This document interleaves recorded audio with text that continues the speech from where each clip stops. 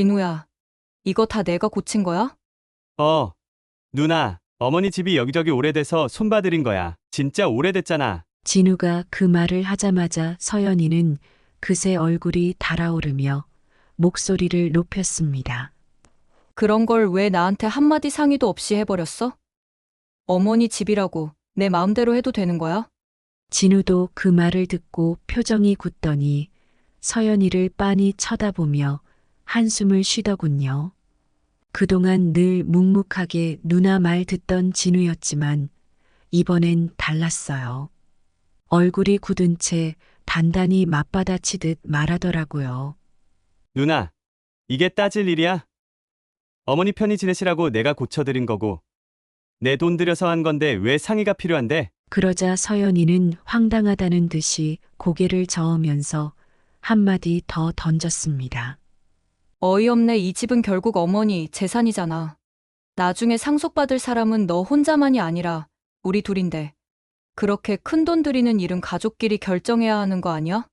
진우는 그 말을 듣고 차분히 잊지 못하고 한 걸음 다가서며 단호한 말투로 대답했어요. 상속이니 뭐니? 그런 얘기 좀 하지 마. 어머니 혼자 계신 거 알면서도 언제 얼굴 한번 제대로 비춘 적이나 있어? 서울에서 바쁘다고 얼굴 안 비친 게 대체 얼마인지 기억이나 해. 서연이는 당황한 기색이 역력했지만 자존심이 강한 애라 쉽게 물러나지 않았어요. 다시 진우를 쏘아보며 맞받아쳤죠. 내가 안 챙겼다고? 나도 내 일하느라 바빴어. 서울에서 식당 하나 유지하려면 얼마나 고생되는지 진우 너 알긴 해. 진우는 어이없다는 듯이 웃으면서 고개를 저었습니다. 알고 싶지도 않다.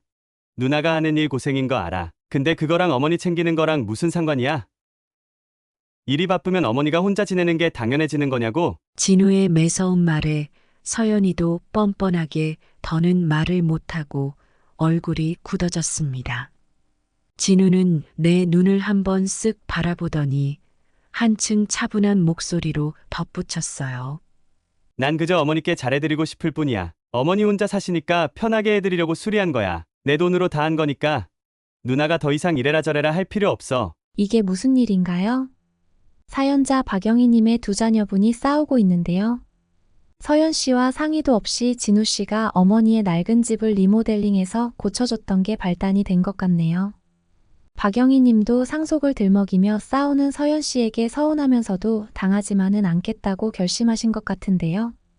어떻게 갚아줬는지 한번 사연을 들어보시겠습니다. 안녕하세요. 올해로 칠순을 맞은 박영이라고 합니다. 세월이 어찌나 빠른지 벌써 이렇게 나이가 들었나 싶어요. 젊었을 땐 자식들 키우고 남편과 가정을 꾸리는 일로 정신없이 살았죠. 그러다 보니 스스로 나이가 든다는 생각을 할 틈도 없이 훌쩍 시간만 흘렀던 것 같네요. 지금은 혼자 지내고 있습니다. 남편은 벌써 몇 년 전에 떠났거든요. 참 곁에 있을 땐 티격태격하던 사람이었지만 막상 떠나고 나니 빈자리가 이렇게 클 줄은 몰랐어요. 남편과 함께 살던 이 집에 혼자 남아있으니 온갖 추억들이 매일 새록새록 떠올라요. 누굴 원망하겠습니까? 그저 남편이 좀 더 오래 곁에 있어줬으면 하는 아쉬움 뿐이죠. 아이들이 둘 있어요. 내 눈에 둘 다 참 귀하고 소중한 자식들이지만 성격이 어찌나 다른지 한 뱃속에서 나온 게 맞나 싶을 때가 많답니다. 큰아이는 딸, 이름은 서연이에요. 둘째는 아들이고 이름은 진우죠. 우리 서연이는 어릴 때부터 공부 욕심이 많아 유학까지 다녀왔어요. 지금은 서울에서 번듯한 식당을 운영하며 자기 일을 잘 해내고 있는 똑 부러지는 딸이에요. 늘 바쁘고 자기 일에 몰두하는 게 서연이 성격이라 고향 집에 자주 찾아오지는 못하지만 전화나 문자로 종종 안부는 물어와요. 아무리 딸이 잘 나가고 있어도 어미 입장에서는 얼굴 볼 수 없으니 그게 얼마나 섭섭한지요. 그래도 자주 연락 주려고 노력하는 걸 보면 고맙고 기특해요. 서연이도 나름대로 열심히 사느라 바쁘니 그러려니 하면서 지내죠. 반면 둘째 진우는 가까이서 늘 내 곁을 지켜주는 든든한 아들이에요. 진우는 자기 아버지가 물려준 철물점을 이어받아 운영하고 있어요. 참 감사한 건 철물점 일을 시작한 후로 고향을 지키며 자주 나를 찾아주고 집안일도 살뜰히 챙겨준다는 겁니다. 어쩌다 자질구레한 술이나 고쳐야 할 일이 생겨도 진우는 뚝딱뚝딱 뭐든 잘 해내서 얼마나 든든한지 몰라요. 이 나이에 자식한테 이런저런 부탁을 할 수 있다는 게 쉬운 일이 아닌데 우리 진우는 늘 엄마 먼저 생각해 주니까 마음이 편하네요. 어쩌다 진우가 집에 와서 어머니, 뭐 불편한 건 없으세요? 하고 물으면 어찌나 고맙던지 나도 모르게 웃음이 절로 납니다. 아이 둘 다 소중하지만 가끔은 두 아이가 나를 대하는 마음의 차이가 느껴질 때가 있어요. 큰아이는 이제 자기만의 인생을 찾아 바쁘게 사는 것도 이해가 되고 둘째는 내 곁에서 함께 시간을 보내주니 내 마음이 한결 따뜻해지기도 하고요.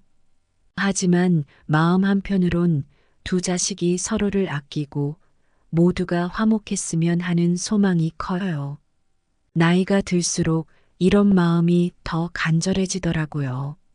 아무래도 나이 들수록 자식들 얼굴 보는 게 제일 큰 즐거움이더라고요. 딱히 자랑스러운 걸 바라는 것도 아니고 그냥 가끔 얼굴이나 비춰주면 마음이 든든할 것 같거든요. 그런데 첫째 딸 서연이와의 관계는 요즘 들어 좀 서운한 구석이 많아졌어요.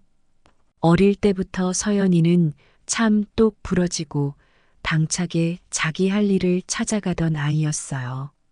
공부 욕심도 많고 하고 싶은 일은 꼭 해내고야 마는 성격이었죠. 그 덕분에 유학도 다녀오고 서울에서 자기 이름 걸고 식당까지 차렸으니 잘 컸다는 생각에 참 뿌듯했습니다. 서연이는 원래도 바빴지만 서울로 가서 식당을 차린 뒤로는 얼굴 보기가 더 어려워졌어요. 처음엔 고생하며 자리 잡는 거니 이해해주고 싶었죠. 언제부터인가 연락도 뜸해지고 한동안 딸아이가 사는 모습을 엿볼 수 있는 게 그저 인터넷 사진 몇 장 가리고 소문뿐이었어요. 매일같이 바쁘게 산다며 서울에 자리 잡은 지 몇 년이 되도록 고향 집엔 발길을 끈다시피 한 상태입니다. 뭐, 내가 딸이 잘 되길 바랐으니 그러려니 하고 싶어요. 그런데도 섭섭한 건 어쩔 수가 없더군요. 한 번은 내가 먼저 전화를 걸어봤어요. 아무리 바빠도 자식이 부모 생각하는 게 당연한 게 아닌가 싶어서요. 서연아, 잘 지내니? 엄마, 왜 전화하셨어요? 지금 한창 점심 장사하는 중이에요. 대답부터가 그 모양이었죠. 다른 건 몰라도 내가 그 전화 받는 목소리 톤에서 딸 아이가 얼마나 귀찮아하는지 알겠더라고요. 그래도 참았어요. 정말 바쁘다니까. 그래서 그냥 안부나 물으려 전화했다. 뭐 불편한 데는 없냐 물어봤죠. 그랬더니 무슨 말을 하든 쳐내기 바쁘더군요. 아, 엄마는 그냥 진우 불러서 해결하세요. 저 지금 정말 한가하질 않아요. 입이 바싹 말랐습니다. 그래도 첫째라 서울까지 나가 자리 잡은 딸이 힘들까봐 걱정하는 마음에 조심스럽게 한마디 더 물어봤어요. 혹시 힘든 건 없는지, 요즘 일은 괜찮은지. 그러자 서연이가 그 짜증 섞인 소리로 대답하더군요. 엄마, 저 지금 밥벌이 하느라 정말 정신이 없어요. 엄마가 할 말 있으시면 다음에 전화해 주세요. 끊을게요. 참 씁쓸했어요. 분명히 자식 잘 되는 게 부모 마음인데 어쩌다 이 아이가 이렇게 된 건가 싶었죠.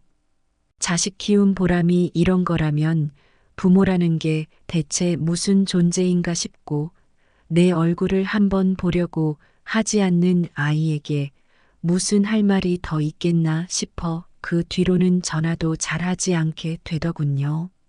그래도 아침마다 서연이가 보내는 짧은 안부 문자 하나에 위로받곤 했어요. 엄마 잘 계세요? 식당 일은 잘 돼가요. 뭐 이 정도의 대화랄까? 일말의 기대를 걸고 그저 혼자 소가리만 하고 지냈습니다. 얼마 전엔 진우가 이런 이야기를 하더라고요.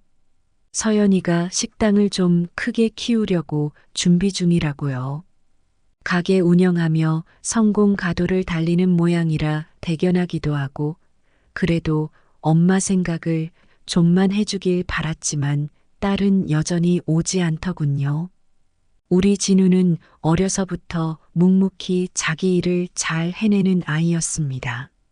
서울에서 자리를 잡겠다며 가버린 서연이와는 달리 진우는 물려받은 철물점에서 뚝딱뚝딱 손님도 받고 주문도 처리하며 부지런히 일을 배우고 금세 자기만의 철물점으로 자리 잡았습니다. 지금은 그럭저럭 생활도 안정됐고 덕분에 자주 집에 들러 이것저것 살펴주고 챙겨주고 어쩌다 내가 부탁하지 않아도 알아서 나서주는 게 참 고맙기만 해요. 몇 달 전에도 진우가 철물점에서 일 끝나고 집에 들른 날이었어요. 그날따라 창문을 열어두고 있었는데 진우가 대뜸 집안을 둘러보더니 그러더군요. 어머니, 이 집 여기저기 손볼 곳이 많네요. 집도 꽤 오래됐고. 아니 뭐 사람이 사는데 그렇게 별다른 불편함은 없었어요. 물론 군데군데 균열도 생기고 비가 오면 지붕에서 물이 샌 적도 있지만 그런 건 그때그때 밑에 바가지 하나만 두면 되니까요. 임시 방편으로 버텨온 터라 별 수 있나 싶었죠. 하지만 진우는 무슨 생각을 했는지 다리도 꼬고 앉지도 않고 여기저기 발판을 밟고 구석구석을 둘러보더라고요. 내가 그냥 대충 버티고 있다는 걸 알아챈 건지 진우는 진지한 얼굴로 말했어요. 어머니, 이 집 이제 본격적으로 고칠 때가 된 것 같아요. 그동안 제가 봐드린다고 봐드렸는데 자세히 보니 몇 군데 균열도 심하고 이렇게 놔두면 안전하지 않을 것 같아요. 아무래도 리모델링 한번 해야 될 것 같아요. 그 말에 나는 그저 웃음이 나왔어요. 이 집이 몇 년을 버텨온 집인데 굳이 큰 돈 들여가며 리모델링 할 필요가 있겠나 싶었거든요. 진우한테 괜찮다고 손사래를 치며 말했어요. 됐어. 뭐 그리 대단하게 고칠 것까지 있겠니? 내가 가끔 와서 못질 좀 해주고 여기저기 한 번씩만 손 봐주면 돼. 하지만 진우는 무슨 결심을 한 건지 표정이 전혀 풀리지 않고 오히려 더 굳어졌더군요. 내 손을 가볍게 잡고 말하더라고요. 어머니, 저도 이제는 어머니가 오래오래 편하게 사실 수 있는 집을 만들어드리고 싶어요. 괜히 방치했다가 큰일 나기라도 하면 어쩌려고요. 사실 이런 말을 듣고 나니 내 마음도 흔들리긴 했죠. 언제부턴가 집 여기저기 금이 가고 비바람 불면 안쪽까지 찬 바람이 들어오긴 했어요. 하지만 그동안 무탈하게 지내왔으니 뭐 큰일 나겠나 하고 넘기고 있던 차라 그런지 진우가 일부러 나를 안심시키려는 듯 단단히 계획을 세운 눈치더라고요. 그래도 내가 반대할 줄 알고 천천히 설득하기 시작했어요. 어머니, 리모델링 비용은 걱정하지 마세요. 제가 요즘 철물점 운영하면서 모은 돈이 좀 있거든요. 차근차근 준비해왔으니 이번 기회에 이 집을 편안하게 바꿔드리고 싶어요. 나는 또 진우한테 고마운 마음이 들면서도 마음 한쪽으로는 미안한 마음이 컸어요. 철물점 일이 얼마나 바쁜지 아는데 우리 진우는 그것도 모자라서 어머니 집까지 이렇게 신경 써준다니. 그래도 그 정도로 진우가 마음을 써주니 더 말리지 않고 그러마 하게 됐죠. 진우는 그날부터 본격적으로 리모델링 계획을 세우기 시작했어요. 일단 집 전체를 둘러보며 필요한 자재와 수리할 부분을 꼼꼼히 적고 철물점 친구들 중 인테리어 일을 하는 친구들에게도 손을 빌리며 하나둘씩 일을 추진해 나가더군요. 나중엔 인테리어 업체까지 섭외해 가며 본격적인 작업이 시작됐어요. 진우는 일 마치고 퇴근하는 길에도 들러 이곳저곳을 점검하고 수리 작업이 잘 진행되고 있는지 세심하게 챙겼습니다. 집안에 공사가 시작되니 꽤 오랜 시간이 걸리더군요. 이따금 페인트 냄새도 나고 집에 먼지가 풀풀 날려도 진우는 늘 싱글벙글하면서도 진지하게 작업 과정을 지켜봤어요. 나는 뭐 이런 사치까지 하면서 살아야 하나 싶어 고맙기도 하면서 진우에게 조금은 미안한 마음이 커져갔죠. 한 번은 공사가 거의 마무리될 무렵 진우가 또 집에 들렀어요. 그날은 마침 주말이라 쉬는 날이라면서 일찍 들렀더군요. 집을 둘러보던 진우가 정말 마음에 쏙 드는 듯 밝게 웃으며 말했어요. 어머니, 이제 방도 따뜻해졌을 거예요. 단열도 새로 해서 올겨울은 걱정 없으실 겁니다. 그리고 창문도 다 이중창으로 바꿔서 소음도 줄어들었고요. 나는 미소를 지으며 고맙다고 말했죠. 이렇게까지 자식이 신경 써주니 부모 마음이 이리도 따뜻해질 수밖에 없지요. 집이 예전보다 훨씬 아늑해진 걸 보면서 우리 진우가 준 마음만큼은 여간 고마운 게 아니었습니다. 며칠 전 우리 서연이가 오랜만에 고향 집에 온다는 소식을 들었어요. 사실 딸아이가 찾아오겠다는 말에 반가운 마음이 먼저였죠. 지난번 통화에서는 어찌나 바쁘다며 짜증을 내던지 그 뒤로는 전화하기도 겁이 났었거든요. 그래서 이번에는 좋은 마음으로 왔나 보다 하고 부엌 정리도 하고 집안도 깨끗이 청소해 놨죠. 드디어 서연이가 집에 들어서는 소리가 들렸고 나는 부엌에서 서둘러 나가 반갑게 맞았어요. 서연아, 정말 오랜만이네. 어서 와라. 우리 딸이 드디어 좀 여유가 생긴 거니? 서연이는 문턱을 넘어들어서더니 인사를 하기도 전에 집안을 둘러보는 눈빛이 조금 달랐어요. 나는 오랜만에 본 딸이 반가워서 어서 들어오라고 손짓했지만 서연이의 시선은 집 구석구석을 한참 동안 훑더니 뜬금없이 물었어요. 엄마, 이거 집 새로 고쳤어요? 응. 진우가 이것저것 손봐야 한다고 해서 고치고 말았다. 요새 좀 많이 낡긴 했잖니. 그래서 그냥 웃으며 대답했어요. 내 마음속에는 우리 진우에 대한 고마움이 가득했죠. 얼마나 세심하게 챙겨주었는지 집안 구석구석이 다 말끔해졌고 나도 참 덕분에 요즘 편안하게 지내고 있었거든요. 그런데 서연이는 그 이야기를 듣자마자 얼굴이 약간 굳더군요. 그러더니 고개를 돌려 이 방 저 방을 살피더니 이상한 듯이 꼬치꼬치 묻기 시작했어요. 엄마, 도대체 이 집 수리하는데 얼마나 들었어요? 이 정도로 고치려면 꽤 들었을 텐데 돈은 어디서 났어요? 딸이 오랜만에 왔으면 얼굴이나 보고 따뜻한 말이라도 한마디 건네면 좋으련만 집에 들어서자마자 돈 이야기를 꺼내는 게 좀 황당하기도 하고 서운하더라고요. 딸이 나를 걱정해서 그러는 건가 싶다가도 뭐랄까 딱히 그런 느낌은 아니었어요. 마치 돈을 어디다 썼는지 얼마나 썼는지 그 돈이 본인한테 돌아갈 걸 미리 빼앗긴 것처럼 말하는 게 기분이 묘했어요. 나는 조심스레 웃으며 대답했죠. 뭐, 진우가 수리비 전부 다 감당했다고 하더라. 내 돈 쓴 거 하나도 없으니까. 서연이, 내가 걱정할 필요 없다. 근데도 서연이의 표정은 풀리지 않았어요. 오히려 살짝 찌푸린 얼굴로 다시 물어보더군요. 그래도 정확히 얼마나 썼는지 알아야죠. 엄마 돈을 쓴 건 아니어도 진우가 그런 거 마음대로 결정할 게 아니잖아요. 속으로 기가 막히더라고요. 마음대로라니? 진우는 나를 편하게 해주고 싶어서 돈을 아끼지 않고 써가며 이렇게까지 신경 써준 건데, 딸의 입에선 그저 계산이나 따지고 왜 그런 결정을 했냐는 식으로 나오는 게 참 기가 막히고 서운했습니다. 그저 나를 편하게 해주겠다는 진우의 마음만으로도 고맙기 그지없었는데, 서연이한테는 이런 진심이 보이지도 않는 것 같아 화가 날 지경이었어요.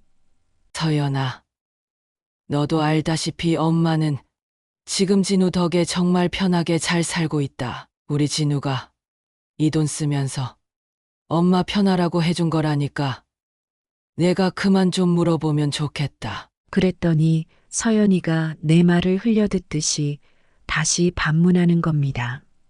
진우가 그 돈을 철물점에서 벌었다고 해도 결국 나중에 엄마 재산에서 더 받겠다고 할 수도 있는 거고 무슨 꿍꿍이가 있을지 모르는데 좀 그렇지 않아요? 정말이지. 내가 딸이 아니라 다른 사람이 와서 이런 말을 한다 해도 속이 뒤집혔을 겁니다. 나는 그저 한숨만 푹 내쉬었어요. 진우가 고쳐준 집에서 편안하게 지내는 나를 이렇게 서운하게 만들 줄 누가 알았겠습니까? 그때 마침 진우가 서연이가 온다는 소식을 듣고 얼굴이나 볼 겸 집에 들렀어요. 가게 일만 아니었으면 더 자주 찾아올 수도 있었을 텐데 두 아이가 이렇게 한자리에 있는 모습을 보니 나도 괜스레 들뜬 마음이더군요. 두 자식이 모처럼 만나니 다정하게 이야기를 나누겠거니 했는데 서연이가 집안을 둘러보더니 진우를 보며 불편한 기색을 감추지 못하는 겁니다. 진우야, 이게 뭐야? 왜 나한테 한마디 상의도 없이 이렇게 집을 다 고쳐놨어? 서연이 말투에는 어딘지 모를 짜증이 섞여 있었어요. 나는 오랜만에 두 자식이 마주하는 게 좋아서 내심 기쁜 마음이었는데 그 분위기를 단번에 깨트리는 말이었습니다. 진우는 서연이의 태도에 순간 당황한 표정을 지었지만 이내 어이없다는 얼굴로 쓴웃음을 지으며 말했어요. 누나, 이게 왜 따질 일이야? 어머니를 위해서 편하게 해드리려고 내가 고친 거야. 내 철물점에서 번 내 돈으로 한 거니까 누나는 신경 쓸 필요 없어. 진우의 단호한 대답에 서연이 얼굴이 굳어지더군요. 잠시 뭔가 할 말을 찾는 듯 하더니 차갑게 쏘아붙였습니다.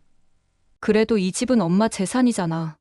나중에 상속받을 사람은 너 혼자만이 아닌데 가족이 같이 결정해야 하는 거 아니야? 상속받을 때 너가 비율을 더 많이 가져가려고 하는 거 아니야? 진우가 눈살을 살짝 찌푸리며 한 걸음 더 다가섰어요. 한동안 참아왔던 속마음을 터트리듯 목소리를 높였습니다. 누나, 상속 같은 소리 하지 마. 어머니가 혼자 계신 거 알면서도 언제 챙긴 적 있어? 서울에서 바쁘다고 고향에 얼굴 비친 게 대체 언제였는지 기억이나 해. 서연이는 당황한 기색이 역력했지만 자존심 강한 아이답게 쉽게 물러나지 않더군요. 다시 진우에게 맞받아쳤습니다. 내가 안 챙겼다고? 나도 내 일 하느라 바빴던 거야. 서울에서 식당 하나 유지하려면 얼마나 힘든지 진우 너는 알긴 해? 뭐보다는 내가 찾아뵙진 못했지만 그래도 자식된 도리는 잊지 않았어. 오늘도 바쁜 시간 쪼개서 어머니 얼굴 보러 찾아왔잖아. 진우는 답답하다는 듯 고개를 저으며 쓴웃음을 지었어요. 알고 싶지도 않다. 누나가 하는 일 고생인 거 알아. 근데 그거랑 어머니 챙기는 거랑 무슨 상관이야? 누나는 고생만 하면 어머니 얼굴 볼 필요도 없어? 어쩌다 한번 온 거 가지고 생색내지 마. 서연이가 입을 꾹 다물고 잠시 할 말을 잃더니 어색한 표정을 지었습니다. 진우는 한숨을 내쉬며 한층 차분한 목소리로 덧붙였어요. 어머니한테는 내가 할 수 있는 만큼 해드리는 거야. 어머니가 혼자 계시니까 편안하게 사시라고 수리해드린 거야. 내 돈으로 한 거니까 누나는 더 이상 신경 쓰지 마. 진우의 말을 들으면서 한편으론 미안하면서도 마음 한구석이 따뜻해지는 기분이 들었어요. 나를 편하게 해드리려고 했다는 진우의 진심에 괜스레 눈시울이 붉어지려는 걸 겨우 참았습니다. 서연이와 진우가 팽팽하게 맞서서 싸우는 모습을 보고 있으니 처음에는 마음이 불편했어요. 아무리 그래도 오랜만에 만난 자식들이 이렇게 얼굴 붉히는 건 바라지 않았으니까요. 그런데 그 순간 서연이가 내게 상속 얘기를 꺼내며 이 집에 대한 결정을 자기와 상의하지 않았다고 하는 말이 머리를 울렸어요. 그 말이 계속 마음에 걸리더군요. 그래서 가만히 있다가 결국 입을 열었어요. 서연아, 대체 상속을 왜 내가 정하니? 내 재산이니까 내가 알아서 할 일이고 내가 결정할 거야. 그러니 너는 신경 꺼. 순간 서연이의 표정이 굳어지는 게 눈에 보였어요. 나도 서연이에게 이런 말을 하게 될 줄은 몰랐지만 그동안 참아왔던 서운함이 한꺼번에 터져 나왔던 거죠. 서연이는 어리둥절한 얼굴로 나를 쳐다보더군요. 그런데도 멈추지 않고 한마디 더 보탰습니다. 그리고 서연아, 내가 지금처럼 한다면 너한테 돌아가는 건 아무것도 없을 테니까 그렇게 알아둬. 나중에 내가 상속을 어떻게 받을지까지는 내 일이고 내가 이래라 저래라 할 필요 없어. 내가 말을 마치자 서연이는 깜짝 놀라서 입을 다물고 할 말을 잃은 눈치였어요. 여태껏 내가 서연이에게 이렇게 단호하게 말한 적이 없었으니 아마 그 말에 더 당황했겠죠. 나는 그냥 계속 서연이 눈을 똑바로 보며 기다렸습니다. 한동안 말없이 서 있던 서연이가 머뭇거리면서도 무슨 말이라도 하려는 듯 입을 열었지만 도저히 말이 나오지 않는지 결국 침묵으로 돌아갔어요. 나는 그런 서연이를 보며 속으로 한숨을 내쉬었어요. 사실 몇 주 전에도 진우가 그러더군요. 서연이가 식당을 더 크게 확장할 계획이라며 자금도 모으고 준비 중이라고. 평소에 그토록 욕심이 많은 딸이니 이 집을 왜 자꾸 집착하나 했더니 이제 보니 본인의 필요 때문에 나중을 대비해서 그러고 있다는 게 다 드러난 거였죠. 그래서 이런 말까지 하고 싶진 않았지만 더 이상 이래라 저래라 하며 따질 자격은 없다는 걸 보여주고 싶었어요. 서연이는 아무 말도 못하고 표정이 굳은 채로 자리에 서 있었어요. 서연이는 한동안 가만히 서 있다가 갑자기 멋쩍은 표정으로 말했어요. 엄마, 생각해보니까 요즘 너무 바쁘게만 살았던 것 같아. 여유도 생겼으니 이번엔 며칠 묵고 갈까 해? 서연이가 이런 말을 꺼내는 게 사실 조금 의아했습니다. 워낙 바쁘다며 얼굴 보기가 힘들었는데 이렇게 갑자기 며칠 머물겠다니 말이죠. 자주 볼 수 없는 딸이 집에 오래 머문다니 기쁜 마음이 들어야 할 텐데 어쩐지 마음 한구석이 편치 않았어요. 조금 전까지 상속 문제로 따져 묻던 모습과는 너무 다르게 느껴졌거든요. 그날 저녁 서연이는 진우와 함께 식탁에 앉아 제법 상냥하게 식사를 준비해 주더군요. 엄마, 오늘 저녁은 제가 준비할게요. 진우도 오늘은 편히 쉬고 먹기만 해. 갑자기 친절한 말투로 나서는 딸을 보며 그저 고맙다고 했지만 어딘가 좀 불편하더라고요. 서연이가 자리에 앉자마자 진우와 내 앞에 반찬을 가지런히 놓고 밥을 푸고 참 신경을 쓰며 이것저것 챙겼어요. 평소에는 볼 수 없었던 행동들이었기에 고맙다기보다 오히려 어색한 기분이 들었죠. 그런데 그런 기분이 든 건 나뿐만이 아니었던 것 같아요. 진우도 한참 동안 서연이를 지켜보더니 어색하게 웃으며 물었죠. 누나, 갑자기 분위기가 많이 달라진 것 같네. 서연이는 어색하게 고개를 끄덕이며 살짝 웃더군요. 그동안 어머니한테 너무 소홀했던 것 같아서 이번엔 좀 챙겨드리고 가려고. 그 말에 나는 조금 마음이 불편해졌어요. 내가 한 말이 자꾸 서연이에게 미안하게 느껴지지 않았으면 좋겠는데 왠지 진심에서 우러나온 것 같지 않은 태도가 계속 신경이 쓰이더군요. 다음 날도 마찬가지였어요. 서연이는 새벽같이 일어나 집안 곳곳을 청소하고 온갖 구석구석을 걸레로 닦고 부엌 정리도 해가면서 나를 대신해 이것저것 일을 도맡아 했어요. 아침도 서연이가 준비해 주더군요. 상에 차려진 밥상을 보며 고맙다고는 했지만 마음 한편에선 여전히 뭔가가 걸렸습니다. 서연이가 정말로 나를 위해 이런 일을 하는 건지 아니면 다른 목적이 있는 건지 자꾸만 의심이 들었으니까요. 어쩌면 내가 너무 예민하게 받아들이는 걸지도 모르겠지만 서연이의 갑작스러운 태도, 변화가 쉽게 마음에 와닿지는 않았어요. 식사 후에 서연이가 설거지까지 도맡아 하길래 마침내 나도 말했죠. 서연아, 그만해라. 설거지는 그냥 두고 가. 평소처럼 편히 있다가 가도 돼. 그러자 서연이는 손을 흔들며 웃더군요. 아니야, 엄마. 내가 해야 마음이 편해. 어차피 며칠 묵기로 했으니 엄마가 불편하지 않게 내가 다 할게. 그 말에 나는 고개를 끄덕였지만 마음속은 어쩐지 더 불편해졌어요. 어딘가 진심 같지 않은 모습, 내 눈치를 보며 일부러 신경 쓰는 모습이 더 이상하게 느껴졌던 거죠. 아무리 반가운 딸이라도 너무 티나게 잘하려고 애쓰는 모습이 오히려 어색하고 불편하게 다가왔습니다. 평소에는 전화 한 통조차 받기 어려웠던 서연이가 이렇게 시간을 내서 나한테 잘 보이려고 애쓰는 모습이 어딘가 못마땅했어요.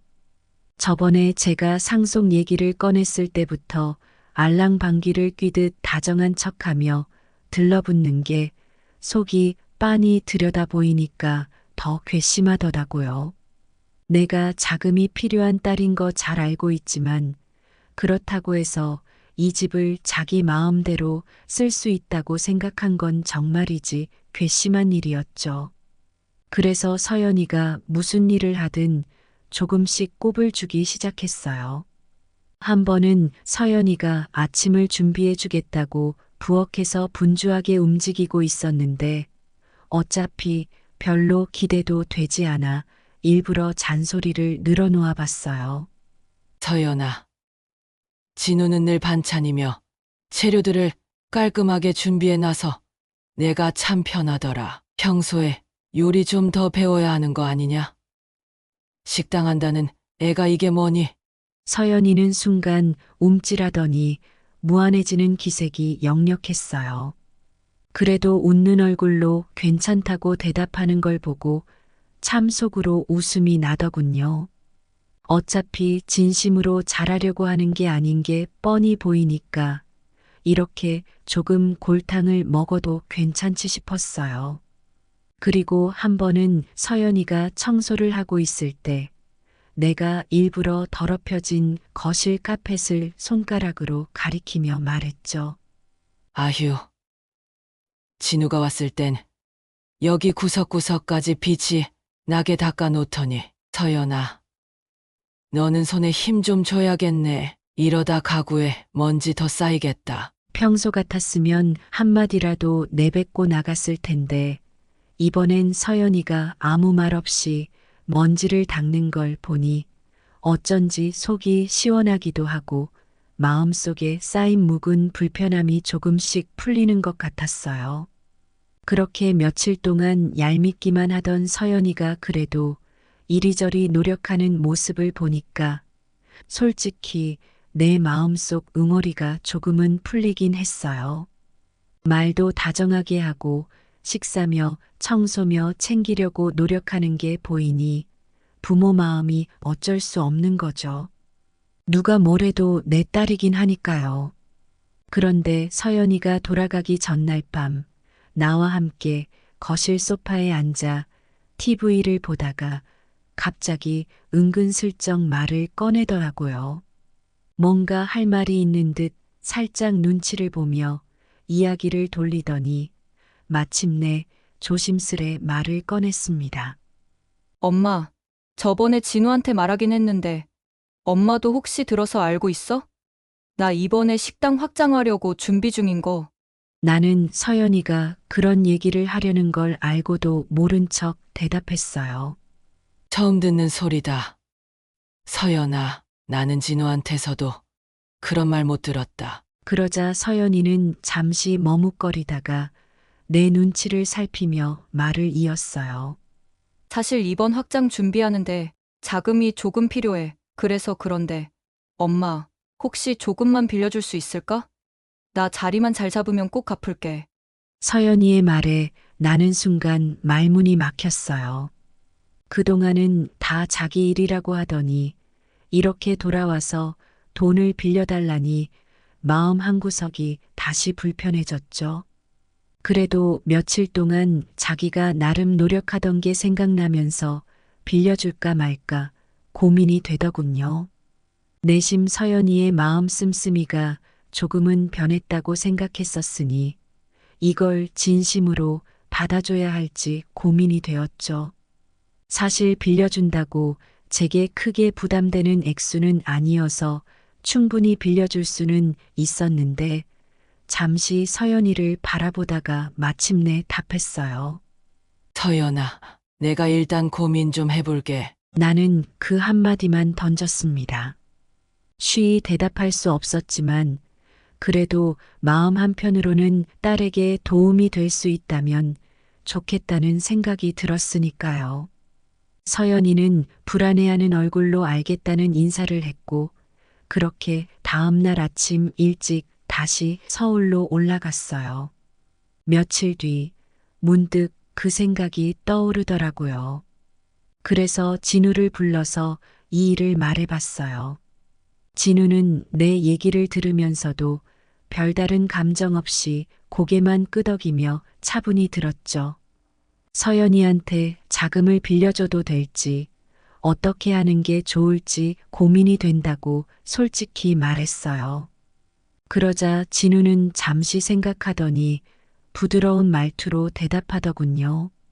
어머니, 저는 어머니 마음 가는 대로 하시면 될 것 같아요. 누나가 마음에 들지 않아도 어머니께서 원하신다면 도와주셔도 좋겠죠. 잠깐 멈추더니 진우는 나를 향해 웃으며 이렇게 덧붙였습니다. 저는 어머니만 행복하면 돼요. 그게 제가 제일 바라는 거예요. 진우의 그 말이 어쩌면 그렇게도 큰 위로가 되던지요. 진우가 참속 깊은 아이라는 걸 다시 한번 느꼈고 그동안 나를 위해 보여준 진심들이 내 마음을 또 따뜻하게 해주더라고요. 진우의 말에 마음이 한결 편안해졌습니다. 정말 많은 고민 끝에 결국 큰딸 서연이에게 돈을 빌려주기로 했어요. 아무리 섭섭해도 내 자식인데 모른 척할 수는 없는 노릇이더군요. 하지만 내가 받은 서운함과 상처가 너무 컸던 터라 이번에는 서연이 말대로 그냥 내주지는 않겠다는 마음이 단단했습니다.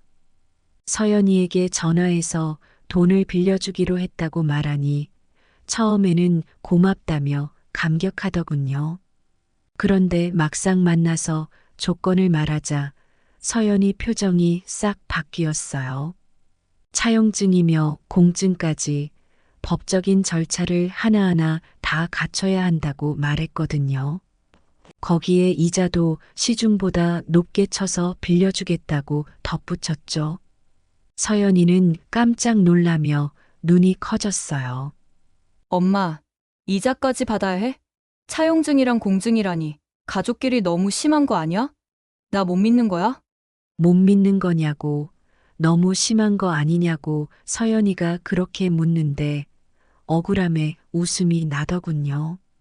늘 전화 한 통 없이 지내던 딸이 갑자기 찾아와서 자금이 필요하다니까 이래라 저래라 하는 모습을 보고 있자니 누가 누구를 못 믿는 건지 모르겠다는 생각이 들었습니다.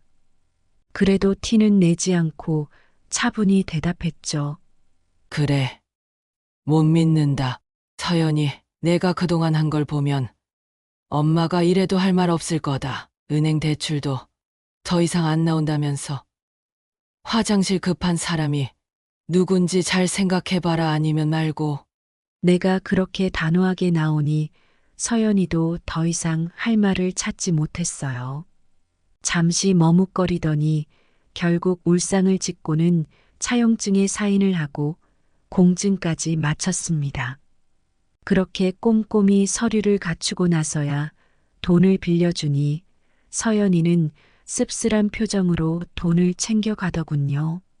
마음 한편으로는 서운한 마음이 들었지만 다른 한편으로는 그래도 확실하게 빌려준 게 다행이라는 생각이 들었습니다. 그리고 참 이상한 일이더라고요. 돈을 빌려간 뒤로 서연이에게서 연락이 부쩍 잦아졌습니다. 그동안에는 돈 필요할 때만 찾아오던 서연이가 이제는 주말마다 안부 전화를 하고 바쁜 와중에도 틈틈이 연락을 해오는 거예요. 오랜만에 듣는 딸의 목소리가 반갑기도 했고 연락을 자주 받으니 부모로서는 기쁜 마음이 들더군요. 하지만 솔직히 말해 그게 그렇게 좋기만 한 것도 아니었어요. 돈이 오고 가니까 자식이 연락을 하게 된 거라 생각하니 마음이 씁쓸하고 허전했습니다. 진우는 돈이 있든 없든 바쁘든 바쁘지 않든 항상 곁에서 나를 챙기고 도와주고 마음을 써주는 아들이었는데 서연이는 이렇게 해야만 나를 찾는구나 하는 생각에 가슴 한구석이 허전해졌습니다. 돈이 있어야 자식이 찾아온다는 말이 참 뼈저리게 느껴졌죠.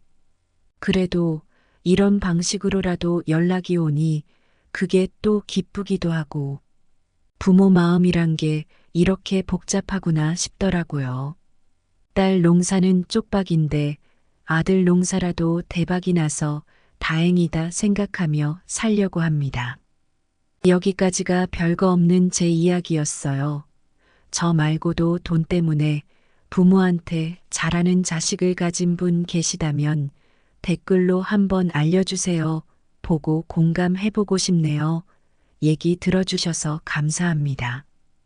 오늘의 사연 들으시고 어떤 생각이 드셨나요? 사연자분께 해주고 싶으신 말씀 있으시면 댓글 부탁드리고 구독을 누르시면 여러분께 내일 좋은 소식이 찾아올 거예요. 그럼 다음 사연에서 만나 뵙겠습니다. 감사합니다.